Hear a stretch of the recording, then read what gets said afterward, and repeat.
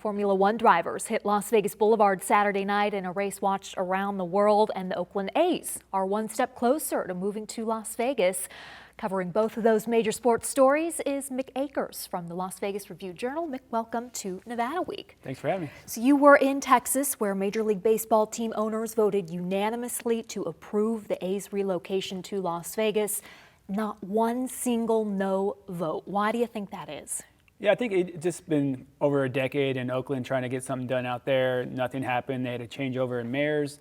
Obviously, that kind of had them maybe starting over from scratch there. So a lot of people are looking at that saying, hey, we've been trying to get it done out there for so long. We get to Vegas, and within 2 years, they already approved $380 million in public funding. I'm sure that was a big take there as well. So, you know, just the inaction in Oakland and the ability to get things done out here in Nevada so quickly, I think was a big part in that.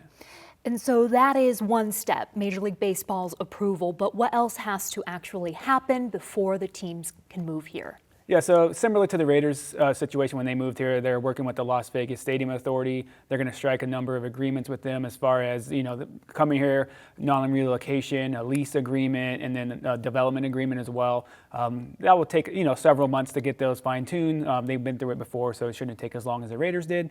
From there, they also have to wait for the Tropicana to get imploded. They got to make space for the ballpark, obviously. So. Tentative timeline is they're looking to start construction in April of 2025. So, you know, nothing imminent on that front. So, a couple of things more, you know, I would say they're just kind of formalities at this point. There's also the potential litigation from schools over stadiums, the Nevada teacher back group. They're looking to, you know, try to get that to a public vote on. They had a petition going. That got struck down by a judge, and now they're looking at certain things they say violate the state constitution as far as Senate Bill 1, the funding mechanism for the public side of the things here. So, you know, a few things to go through, but anyone I talk to as far as the litigation goes says they're not really too worried about it. Senate Bill 1 was basically a copy of the one that Raiders used, so I'm not sure what kind of you know, issues with the state constitution that they can find in that. And you talk about construction of the stadium. I'd love to show you some renderings of it, but the renderings that the A's released, they say are no longer valid. What happened in that situation? Yeah, they put it out, and initially they were pretty, you know, upfront saying these, you know, are, you know, subject to change basically. So they wanted to give people a kind of a, you know, a look at what could be on the site, kind of drum up, you know, some of the excitement on that end. They've been doing a competition of sorts between two design groups, about pretty much getting a design to about 70% done.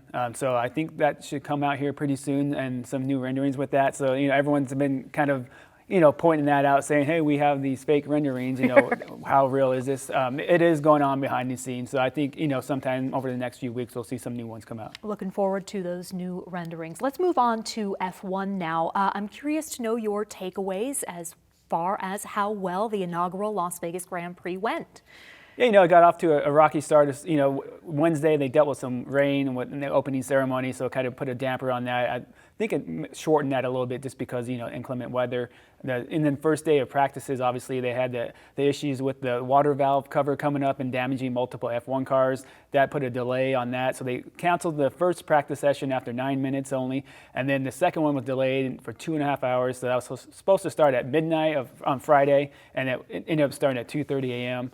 Fans that stuck around were hoping to, you know, catch that. They paid for it, and they're waiting to do that. And about 1:30 a.m. Friday, they came in and kicked people out, and people were, you know, pretty upset about that.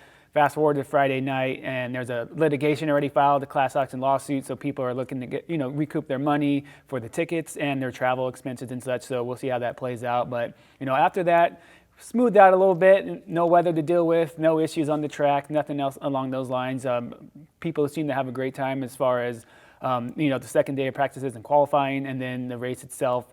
I was all about, you know, all around the area from the pit building to the sphere and all that, and pretty packed stands, no real issues with lines, pretty smooth as far as concessions go. Some of the high-end people were in the pit area where I was watching the race from. Seemed like they were, you know, enjoying themselves. They were kind of complaining about lack of screens on their end because they had a grandstand across from them. They had 4 big screens for them to watch it from when they're not racing in front of you, which is, you know, 95% of the race. Right. So that was the only complaint I heard from people in the pit building. What about from an economic standpoint? So they're still saying 1.2 billion. Obviously, we're going to have to wait and see how the official numbers come in. And as far as the visitation and such, clientele is a little bit different than, say, a NASCAR one. They tend to spend more, they say, and international as well. And that's one of the main drivers they're trying to bring back as far as tourism go, is from the COVID area, was international. So it hasn't really came back as strong as everything else has. So they're hoping this kind of spurs that and gets people attention on Vegas. Obviously, worldwide event on TV.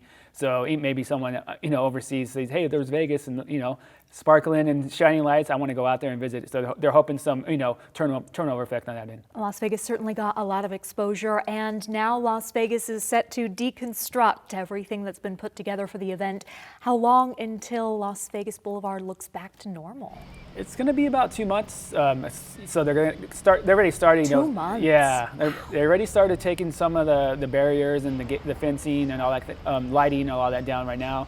But certain things like the Flamingo Bridge that they built over Koval, that's going to be waiting to be deconstructed until about the end of holidays, because we got NFR coming in. Obviously, they don't want to impact that. They got a convention at the Venetian Expo Center, so they're going to wait on that as well. So that's not going to be down maybe fully until early January. It just depends on how long it takes them to do it there. And then everyone looks at the Bellagio fountain. Obviously, they built their own high-end hospitality area there. And they say that's also going to go through about the holidays and have it back to normal before New Year's Eve. And we're going to do it all again next year. Mick Akers from the Las Vegas Review-Journal, thank you for joining Nevada Week. Thank you.